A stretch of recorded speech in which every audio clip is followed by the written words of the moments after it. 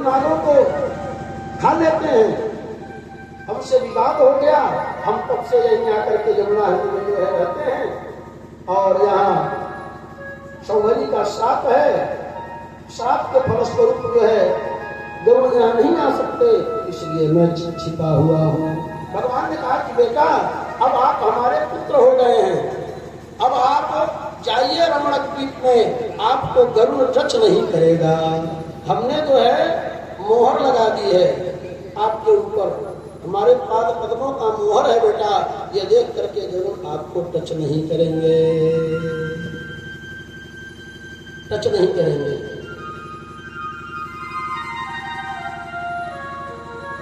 ये भगवान का मोहर है, तिलक ऊर्ध्वपुंड जिसे कहते हैं, वैष्णव लोग लगाते हैं। जिसके ललाट पर वैष्णव तिलक है, गले में कंठी की माला है, उसे जो है जम के दूत टच नहीं करते, वो निर्भय रहता है, उसकी दुर्गति हो नहीं सकती।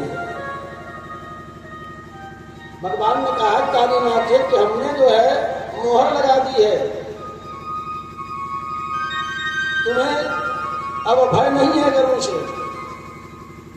तो ये भगवान का जो छाप है, जो छाप तिलक है, ये शारूप्य मुक्ति इसको कहते हैं। इसीलिए वैष्णव लोग लगाते हैं, तिलक लगाते हैं, कंठी पहनते हैं और भगवान के स्वरूप में रहते हैं। द्वादश तिलक वैष्णव लोग लगाते हैं। अगर वैष्णव तिलक आप लगाए हैं तो आपको कोई भय नहीं है। जम के दूत उनके परिकर जो है आपको टच नहीं करेंगे, आप निर्भय होकर रहेंगे, क्योंकि जो है आप उनसे समन्वित हैं।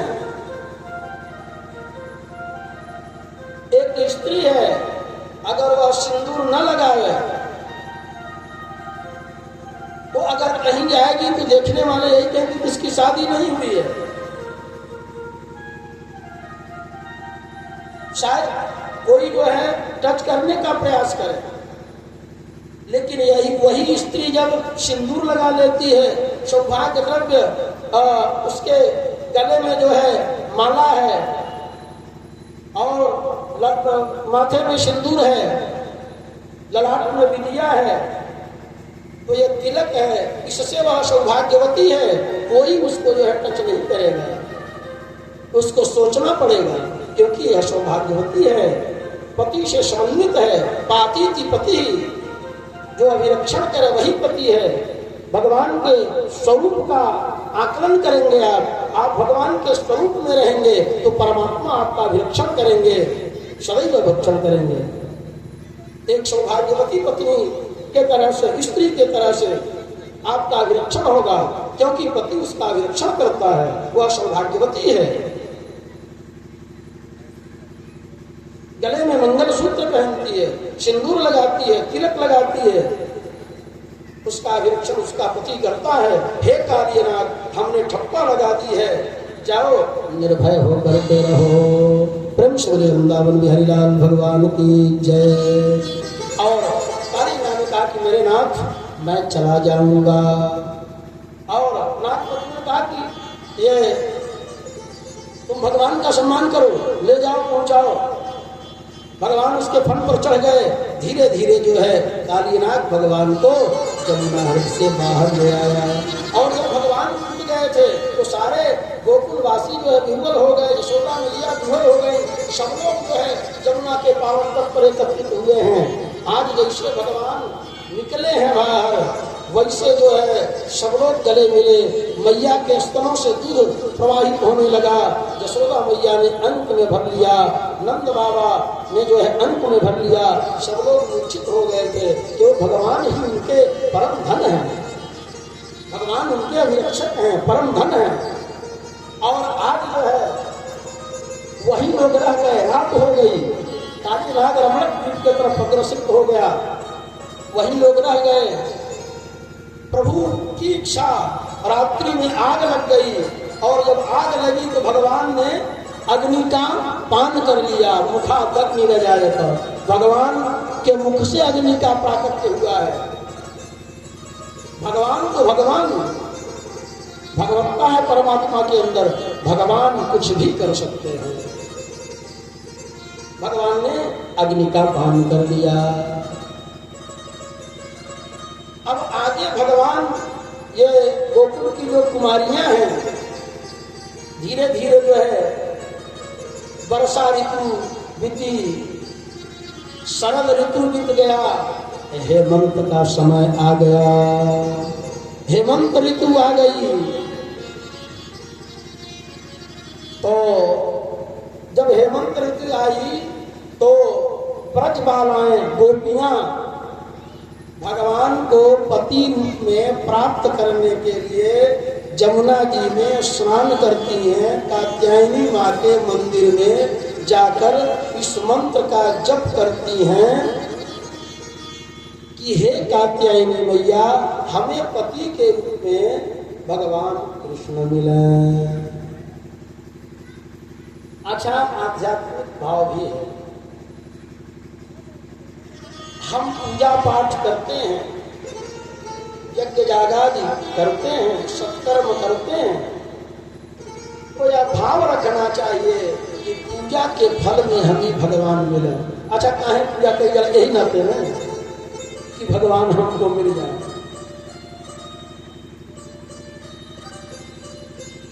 भगवान मिल जाए तो जीवन कृतार्थ हो जाता है। स्त्रियों का जीवन कब कृतार्थ होता है? जब पति की प्राप्ति हो जाती है तो जीवन कृतार्थ होता है। तो उसी तरह से हम सभी जीवात्माओं के पति परमात्मा हैं। तो पति की सतत याद करनी चाहिए। जैसे एक पत्नी अपने पति की याद करती है, तो हम सब जीवात्मा परमात्मा के पत्नी हैं। हम पत्नियों को परमात्मा की याद सदैव करनी चाहिए। और गोपियों के तरह से जब पूजा पाठ कीजिए तो प्रयास कीजिए कि हे प्रभु, आप हमारे जीवन में मिल जाएं, आपका दर्शन हो जाए तो जीवन कृतार्थ हो जाएगा। लेकिन जीव मांगता नहीं है, मांगता तो है संसार की तुच्छ वस्तु। जो मांगना चाहिए वो नहीं मांगता।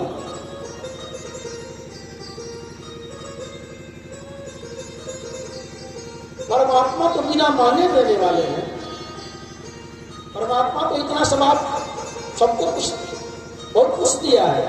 परमात्मा के पास मांगने की आवश्यकता नहीं है। परमात्मा को कृतार्थ कर देते हैं। परमात्मा यही चाहते हैं कि जीव पहले हमारे शरण में आवे। मांगेंगे तो कुछ नहीं मिलेगा, कुछ नहीं मिलेगा, कम है। अभी आप मांगते हैं तो कम मांगते हैं, और जो मांगते हैं वही मिलता है। सकाम और निष्काम दो तरह की भक्ति होती है। तो सकाम में जो मांगेंगे वही मिलेगा, जैसे मांगेंगे वैसे मिलेगा। एक व्यक्ति, एक सेठ जी जो है, गए मंदिर में, तो सेठ जी ने कहा, हनुमान जी के मंदिर में गए थे। सेठ जी ने कहा कि हे हनुमान जी महाराज, अगर हमारे वहां बहू को एक हमारा पोता हो जाता तो हम आपको 1.25 मन लड्डू चढ़ाते। संयोग से एक हमारे पास जो है ये सेव है, और यह सेव आप लेकर के हनुमान जी को तब तक चढ़ा दीजिए और मनौती मान दीजिए हमारे तरफ से। तो पुजारी ने कहा चलिए ठीक है, लाइए। तो सेठ जी ने सेव दे दिया, पुजारी जी हनुमान जी को चढ़ा दिया, मनौती मान दिए। कालांतर में सेठ के वहां पोता पैदा हुआ, तो पोता का जो सिर था तनुआ वो पिल पिल कर रहा था, पिल पिल कर रहा था। तो अब ये लेके अपने पोता को वहां गए हनुमान जी के मंदिर में जो है पुजारी के पास। अरे पुजारी जी, आप किस भावना से ये सेव चढ़ाए थे भाई? हमारे लड़के का जो है कपड़ा पिल पिल कर रहा है। तो पुजारी जी ने कहा कि बेटा ऐसा है सेठ जी, जो सेव आप चढ़ाए थे वो भी सड़ा हुआ था, पिल्ल पिल्ल कर रहा था, तो परिणाम यही हुआ कि कपाल पिल्ल पिल्ल कर रहा है। जैसा लोगे वैसा ही तो पाओगे। सकाम भक्ति में यही होता है।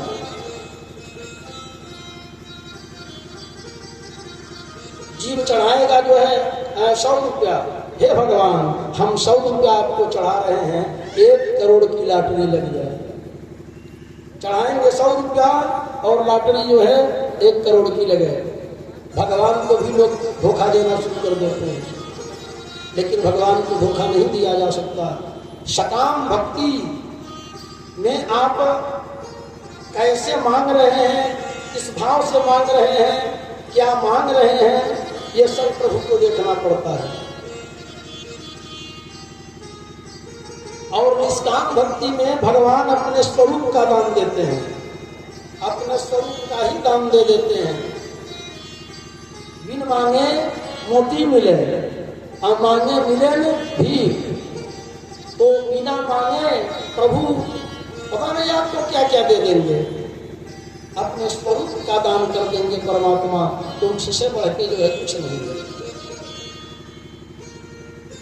सकामता और निष्कामता, इसलिए निष्काम भाव से जो है भगवान की भक्ति करनी चाहिए। लेकिन आज जो है कुमारियां माँ कात्यायनी से मांगती हैं क्या?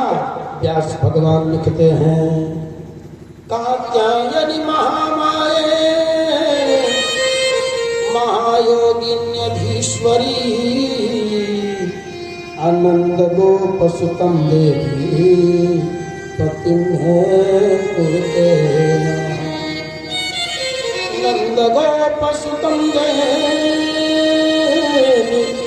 पतिम कुरुते। हे कात्यायनी मैया, हम सब आपकी पूजा कर रही है इसलिए कि बदले में भगवान कृष्ण हमारे पति रूप में प्राप्त हो जाए। इस मंत्र का 44,000 जप, 41,000 जप किया जाता है। जिस कन्याओं की शादी न हो रही हो, 41,000 मंत्र जप करवाइए ब्राह्मणों के द्वारा। केला के पत्ते पर बैठकर कमल गट्टा के माला से पान खाते हुए ब्राह्मण देवता जप करेंगे। 41,000 जप के बाद दशांश हवन करवाइए, निश्चित रूप से अनुकूल पति की प्राप्ति होगी। जिन कन्याओं की कुंडली में मंगली दोष है, मंगला दोष है, सप्तम स्थान पापक ग्रहों से दूषित है, लग्न पापक ग्रहों से दूषित है, शादी में विलंब हो रहा है, शादी नहीं हो रही है, पूर्ण विश्वास के साथ इस मंत्र का जप कराना निश्चित रूप से सिद्धि प्राप्त होगी। ये भागवत में कामन मंत्र भी है, तमाम सारे कामना परक मंत्र हैं। इसलिए भागवत भगवान काम भुक्त हैं, धर्म अर्थ काम मोक्ष चारों पुरुषार्थ प्रदान करने वाले हैं। आपको चाहिए सकाम और निष्काम दोनों तरह से भक्ति कर सकते हैं। पितरों के त्राण के लिए श्रीमद् भागवत, धन प्राप्ति के लिए श्रीमद् भागवत, कृष्णाय वासुदेवाय हरे परमात्मने प्रणत क्लेशनाशाय गोविंदाय नमो नमः। आप किसी बंधन में फंसे हुए हैं, इस मंत्र का प्रतिदिन जप कीजिए। सबसे महत्वपूर्ण जो है मंत्र है कृष्णाय वासुदेवाय हरे परमात्मने प्रणत क्लेशनाशाय गोविंदाय नमो नमः। आगे कथा आप सुनेंगे, राजाओं ने जेल के बंधन से मुक्ति पाने के लिए इस मंत्र का जो है जप किया, और जब जप किया प्रभु पहुंच गए और उनको वहां से छुड़ा दिया भगवान ने। बहुत सारे मंत्र यथा सागर है, ये भगवान की वांगमयी मूर्ति है। तेने यम वांगमयी मूर्ति,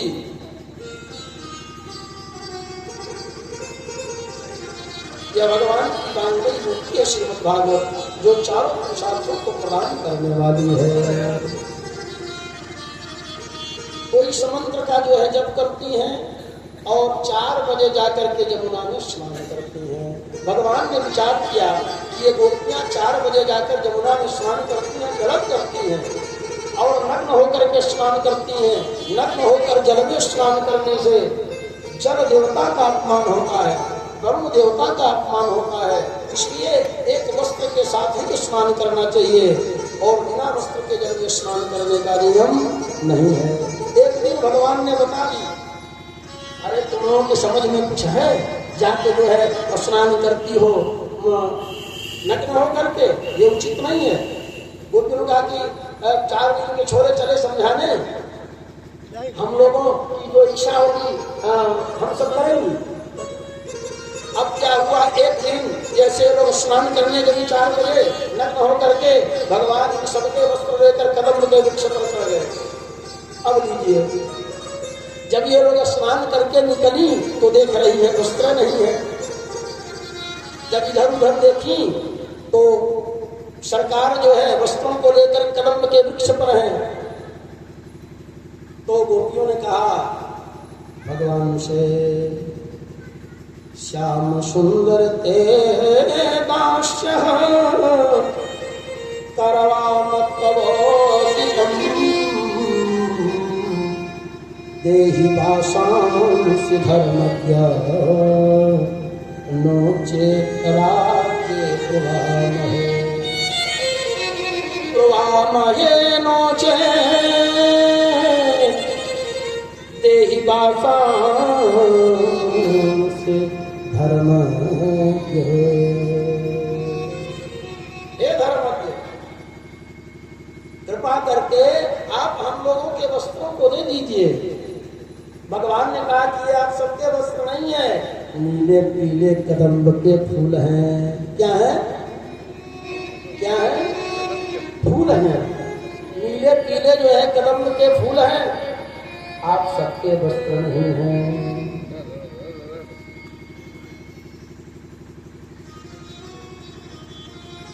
हाँ ठीक है, मैं वस्त्र दे दूंगा, आप सबके वस्त्र हैं, हम मान लेते हैं, लेकिन तुम लोग आओ, निकलो, अपने वस्त्रों को लेकर जाओ। गोपियों ने कहा कि भगवान हम सब कैसे निकल पाएंगे? लज्जा आ रही है। भगवान ने कहा कि तुम लोग हमें पति मान रही हो, हमें ही मानती हो, तो लज्जा किस बात की है? और गोपियों, मेरा वास सर्वत्र है, मैं सर्वत्र रहता हूं, हमारे सामने सब जीव नग्न हैं। जब भगवान ने ये बात कही, गोपियां प्रेम से निकली और अपने वस्त्रों को ले गई, धारण की। तुरंत जो है परीक्षित जी ने प्रश्न किया कि गुरुदेव, भगवान जो है कृष्णावतार लिए थे और धर्म की स्थापना के लिए प्रभु का अवतरण होता है, बात कुछ समझ में नहीं आ रही है। आचार्य जी ने कहा कि राजन, ये क्षीर हरण की जो लीला है, ये बड़ी अद्भुत लीला है। जीवात्मा और परमात्मा के बीच जो माया का आवरण है, माया रूपी जो वस्त्र है, माया रूपी वस्त्र को छुड़ाते हैं परमात्मा। क्षीर हरण लीला में जब हम परमात्मा को पति मान लेते हैं, आध्यात्मिक तथ्य है, परमात्मा को जब पति मान लेते हैं तो परमात्मा जीवात्मा और अपने के बीच में जो माया का आवरण है वो हरण कर लेते हैं, उसको चुरा लेते हैं, माया रूपी वस्त्र को चुरा लेते हैं, तब जीव पुनीत बनता है। और दूसरी बात, भगवान की उम्र उस समय 5 वर्ष की थी। राजन, 5 वर्ष के बालक के अंदर कौन कामना हो सकती है? कोई कामना हो सकती है? नहीं हो सकती। तो भगवान ने माया के आवरण का हरण किया और भगवान ने कहा कि गोपियों, हम आप लोगों के साथ आगे के क्रम में रास रचाएंगे। आप लोगों के साथ ही और उन्हीं गोपियों के साथ भगवान ने रास रचाया था जिनके जीवन से माया का आवरण समाप्त हो गया था और गोपियों को आदेश नहीं था जाने का। यही गोपियां जिन लोगों ने आराधना की भगवान की, यही गोपियां कार्तिक शुक्ल पूर्णिमा के दिन जो है अर्धरात्रि में 12 बजे चंद्रमा की छटा में भगवान जो है रास रचाएंगे, ऐसा वादा किया प्रभु ने। तो मायावरण भंग लीला है, क्षीर धर्म लीला। एक व्यक्ति जो है, एक संत के पास पारस मणि थी, तो पारस मणि को लोहे से टच करा दिया जाए तो लोहा सोना बन जाता है। एक व्यक्ति को जानकारी हो गई कि महाराज जी के पास पारस मणि है, जाके चरणों में गिर गया, महाराज हमके चेला बना लेते तो बड़ा बढ़िया रहेगा, हम आपका जो है शिष्य बनना चाहते हैं। हाँ बेटा ठीक है, शिष्य बन के सेवा करो, कोई दिक्कत नहीं है। शिष्य बन गया, लेकिन ध्यान उसका जो है पारसमणि पर केंद्रित था। वो जानता था कि इनके पास जो पारसमणि है गुरु जी के पास, वो ताक में रहता था कब मौका मिले हम पारसमणि चुरा लें। एक दिन गुरु जी गंगा स्नान करने गए और ये पारसमणि का डिबिया लेकर के 9-2-11 हो गया। जब आया डिबिया खोला, पारसमणि को देखा तो आश्चर्यचकित हो गया। अरे भाई, लोहे के डिबिया में पारसमणि है, जब यह लोहा सोना नहीं बना, इसका मतलब कि पारसमणि नकली है। नकली पारसमणि का सही नहीं बा। तो अब तो लेकर चला फिर गुरु जी के पास। गुरु जी, बहुत बड़ी गलती, बहुत बड़ा हमसे पाप हो गया, हम पारसमणि के चक्कर में जो है आपके लोहे की डिबिया लेकर चंपत हो गए थे और हमने सोचा कि पारसमणि से लोहे को टच कराएंगे, गुरु जी हम भी धनाढ़ हो जाएंगे। गुरु ने कहा कि बेटा तुमने बहुत बड़ी गलती की, हमसे बताए होते। बेटा इस लोहे के डिबिया में ये पारसमणि कपड़े के अंदर है, गुदड़ी में जो है लिपट करके हमने रखी है पारसमणि को। बेटा पारसमणि का टच लोहे से नहीं हो रहा है, वो कपड़े में है, आवरण है, कपड़े का आवरण है पारसमणि के ऊपर, और जैसे हटाओगे वैसे लोहा जो है सोना हो जाएगा। कहने का मतलब जीवात्मा और परमात्मा के बीच में जो है पारसमणि परमात्मा है, लोहा जीव है, और जो गुदड़ी है वही आवरण है माया का। जब माया का आवरण हट जाए तो यह जीव जो है परमात्मा से मिल जाए और जीव भी जो है कृतार्थ हो जाए, कृतार्थ हो जाए।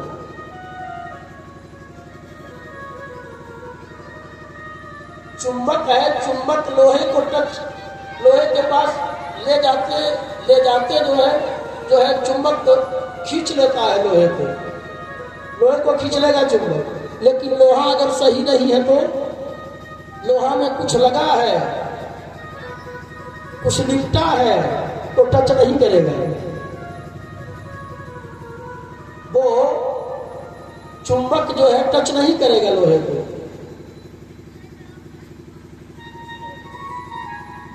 अगर क्लियर है लोहा तो चुंबक तुरंत कैच कर लेगा। उसी तरह से यदि जीवात्मा परिमार्जित हो जाएगा इस दिन, तो परमात्मा अपने आप इसे स्वीकार कर लेते हैं। प्रेम शबरी वृंदावन बिहारी लाल भगवान की जय, सत्य पुरुष भगवान की जय। भगवान ने कहा हम आप लोगों से आगे मिलेंगे। और इसके बाद भगवान ने ब्राह्मण पत्नियों पर जो है कृपा की। ब्राह्मण लोग एक जगह यज्ञ कर रहे थे, भगवान अपने परिकरों के साथ गए। भगवान ने ग्वाल वालों से कहा कि यही बगल में ब्राह्मण देवता यज्ञ कर रहे हैं, जा करके कुछ खाने की सामग्री लाओ। और ग्वाल वाल गए हैं और ब्राह्मणों से जो है निवेदन किया है, लेकिन ब्राह्मण लोग स्वाहा स्वाहा स्वाहा में लगे हुए थे, कर्मकांडी थे, कर्मकांड में लगे हुए थे, उनके अंदर भक्ति नहीं थी। कर्मकांड से कल्याण होने वाला नहीं है, कितना हूं कर्मकांड कर लीजिए, लेकिन भगवान की प्राप्ति भक्ति से ही होगी। जो भक्त होगा वही प्राप्त करेगा। कर्मकांड से तो कर्मानुबंध होता है, जीव को आवागमन से मुक्ति नहीं मिलती। कर्मकांड से जीव जगत में फंसता है, फलेच्छा है उसके पीछे, फल की इच्छा है। जब आपने फल की इच्छा की है तो फल आपको प्राप्त होगा, और फल के फल स्वरूप जो है वासना पुनर्जन्म का कारण बनती है। फल प्राप्ति के लिए आपको आना पड़ेगा जगत में, इसलिए आवागमन जो है बना रहेगा। कर्मकांडी लोग नहीं समझ पाए, स्वाहा स्वाहा करते रह गए। ग्वाल वालों ने निवेदन किया, कोई प्रभाव नहीं पड़ा। ग्वाल वाल अब ब्राह्मण पत्नियों के पास गए। ब्राह्मण पत्नियां भक्ति स्वरूपा हैं,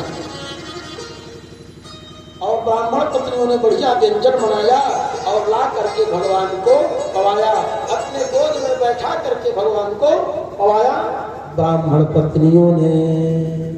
प्रेम से वृंदावन बिहारी लाल भगवान की जय।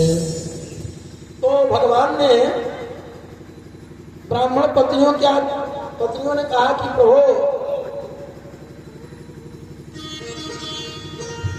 ब्राह्मण पत्नियों ने कहा कि भगवान हम लोग जाएंगे और पता नहीं ब्राह्मण देवता लोग स्वीकार करेंगे कि नहीं, हमारे पति लोग स्वीकार करेंगे कि नहीं। भगवान ने कहा कि आप लोग जाइए, ब्राह्मण लोग आप सबको स्वीकार करेंगे। ये हमारा अनुग्रह जो है आप लोगों के ऊपर हो गया है। ब्राह्मण पत्नियां लोग गईं और ब्राह्मणों ने बड़ा स्वागत किया, ब्राह्मणों ने प्रशंसा की, आप लोग धन्य हैं, आप लोग भगवान को भोजन कराई हैं, और हम लोग स्वाहा स्वाहा में ही रह गए, कर्मकांड में ही फंसे रह गए, और प्रभु को जो है भोजन नहीं कराए, क्योंकि यज्ञ के भोक्ता भगवान ही हैं। यज्ञ में यदि प्रभु को जो है तृप्त नहीं किया गया, क्यों हम लोग यज्ञ में भोजन कराते हैं, ब्राह्मणों को भोजन कराते हैं, साधु संतों को भोजन कराते हैं, इसीलिए कि उससे जो है परमात्मा तृप्त होते हैं, भगवान तृप्त होते हैं, इसलिए भोजन कराते हैं। प्रेम से वृंदावन बिहारी लाल भगवान की जय।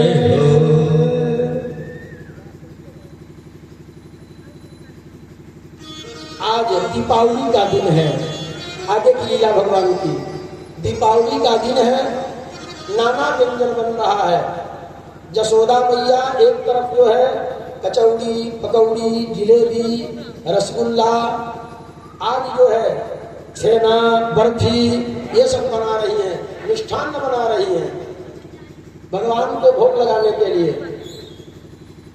और एक तरफ नंद बाबा जो है तेल, चावल, गुड़, घी, पंचमेवा, जटामसी, अगर गुग्गुल आदि जो है हवन की सामग्री तैयार कर रहे हैं। भगवान गए यशोदा मैया के पास, माँ कुछ खाने को मिलेगा? नहीं बेटा, आज हम लोग जो है पूजा करेंगे। और माँ किसकी पूजा आप लोग करेंगे? भगवान ने कहा कि माँ हम लोग, बेटा आज हम लोग इंद्र की पूजा करते हैं, जाके आप अपने पिताजी से पूछ लीजिए। भगवान गए नंद जी के पास, बाबा ये क्या चल रहा है, क्या बना रहे हैं आप? बेटा हम लोग आज दीपावली के दिन इंद्र की पूजा करते हैं, इंद्र पर्जन्य के देवता हैं, और इस यज्ञ से जो है इंद्र प्रसन्न होते हैं, प्रसन्न होकर वृष्टि करते हैं, और वृष्टि करते हैं तो अन्न की उत्पत्ति होती है, जिससे जो है गौएं चरती हैं, हरी हरी घासें उगती हैं, अन्न की उत्पत्ति होती है। बेटा इंद्र की पूजा करने से इंद्र पर्जन्य के देवता हैं।